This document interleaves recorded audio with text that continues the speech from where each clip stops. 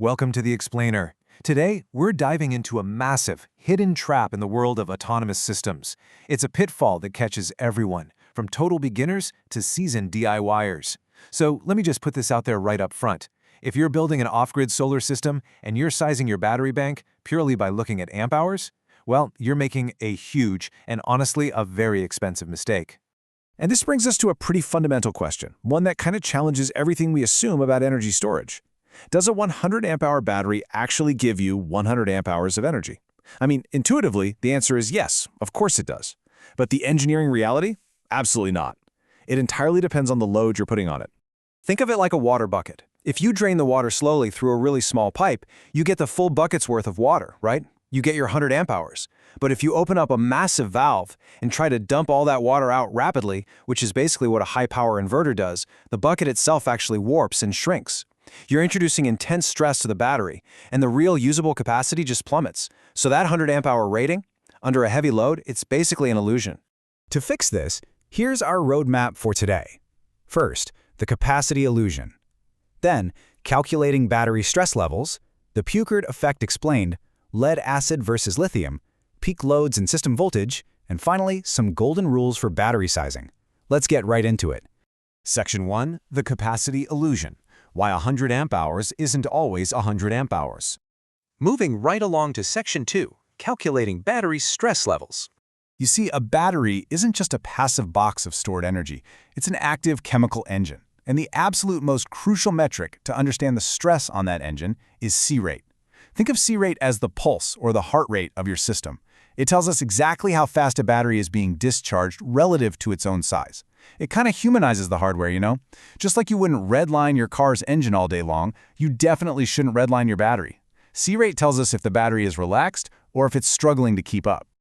To picture this stress, imagine a set of speedometers. A 1 C-rate means you're pulling so much power that theoretically, the battery would be completely dead in exactly 1 hour. That is heavy, heavy stress. Dial it back a bit, 0.5 C drains it in 2 hours, but a 0.1 C-rate, that's a slow, gentle trickle that would take 10 hours to drain the battery. And honestly, this slow trickle is exactly where batteries love to operate. Now, figuring this out for your own setup is incredibly straightforward. The formula is simply C equals I divided by A. Let's walk through it together. Step 1, identify your battery's capacity. Let's say we have a 200 amp hour battery. Step 2, identify the current your load is drawing. Let's call it 40 amps. Step 3, just do the math. 40 amps divided by 200 amp hours gives you a C rate of 0.2 C, which, as we just established, is a very relaxed, optimal operating mode. The battery's happy. But let's look at how this stress changes when we mess with the battery size. If you pull a heavy 100 amp load from a small 100 amp hour battery, you are slamming it with a 1 C rate, maximum stress. But, and here's the kicker, if you pull that exact same 100 amp load from a massive 400 amp hour battery bank, your C rate drops to a 0.25 C. The identical load creates an entirely different stress environment simply because you change the size of the battery bank. Amps alone do not tell the whole story. Which brings us to Section 3, the Peucard effect explained. Listen, batteries absolutely despise excessive currents. When you push that C rate too high, a whole cascade of failures begins. First off, massive heat generation. Precious stored energy is literally wasted as thermal loss. Second, you get severe voltage sag. The voltage drops so fast that your inverter might prematurely shut down, thinking the battery is dead when it actually isn't. And finally, tremendous cell stress, which drastically reduces the overall lifespan of your investment. This whole frustrating phenomenon actually has a name, the Peucard effect. It is the absolute villain of off-grid solar. Basically, it means that under heavy loads, a 100 amp hour lead-acid battery acts like a much smaller battery. It literally loses its capacity. It's exactly why older solar systems would mysteriously shut off the second a microwave or coffee maker was turned on, even if the battery read as full just moments before. All right, Section 4, lead acid versus lithium. Let's talk chemistry. So how do different chemistries handle all this stress? Let's put two systems head to head. Imagine a 12-volt AGM lead-acid battery trying to run a 1,000-watt inverter. That draws about 83 amps, creating a crushing 0.83 C rate. That battery is going to overheat, the voltage will sag, and the Peucard effect will drain it incredibly fast. Now contrast that with a 48-volt lithium iron phosphate or LiFePO4 battery running a massive 5,000-watt load. It pulls 104 amps, sitting right at a 1C rate. But here's the thing. The lithium battery handles the impact effortlessly, staying super stable with minimal voltage sag. That exact same 1C load would completely destroy the AGM battery. If we break down the metrics side by side, the winner is pretty clear. AGM C-rate tolerance is low. It demands slow, steady discharging. Lithium handles 1C with ease.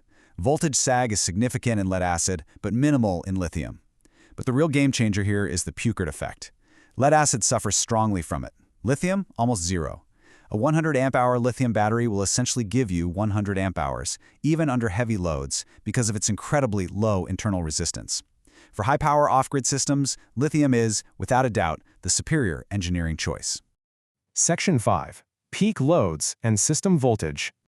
When you're designing a system, you absolutely have to look at two distinct numbers on your battery's datasheet: continuous discharge current and peak discharge current. Continuous is what you need for steady, running loads, things like your TV or lights. But peak current? That's for the surge. Appliances with electric motors, water pumps, air conditioners, compressors, they can demand 2 to 5 times their normal power for just a few seconds on startup. If your battery's BMS can't handle that split-second peak current, well, your entire house goes dark. And this right here is exactly why serious system designers always upgrade their system voltage. Just look at these numbers. If you run a 3,000-watt inverter on a 12-volt system, you are pulling a massive 250 amps from your battery bank. Your cables will get hot and your C-rate skyrockets. But if you design a 48-volt system, that exact same 3,000-watt load only draws 62.5 amps. By upgrading the voltage, you drastically lower the C-rate, you lower the stress on your cables, and you ensure your battery lives a long, healthy life. Finally, Section 6. Golden rules for battery sizing. Let's tie this whole shebang together with some golden rules you can actually use. Number 1. C-rate is the true measure of system stress, not just amp hours. 2. Beware the Peucard effect. If you're using lead-acid, remember your capacity will shrink under heavy load. 3. If you've got a high-power inverter, lithium LiFePO4 is the way to go, for sure. 4. Always verify the peak current limit in the datasheet so you don't get tripped up by startup surges. And 5. For serious off-grid loads, actually scratch 12-volt systems entirely. Upgrade to 48 volts to keep your amps and your stress low. So as we wrap up this explainer, I want to leave you with this one thought. Take a look at your own off-grid projects, or the ones you're planning. Ask yourself, is your system just sized for capacity, like a big bucket of energy, or is it actually sized for power, ready to handle the intense, high C-rate reality of modern appliances? Armed with what you now know about C-rate, it might just be time to review your own system specs. Thanks for joining me today, and I'll catch you next time.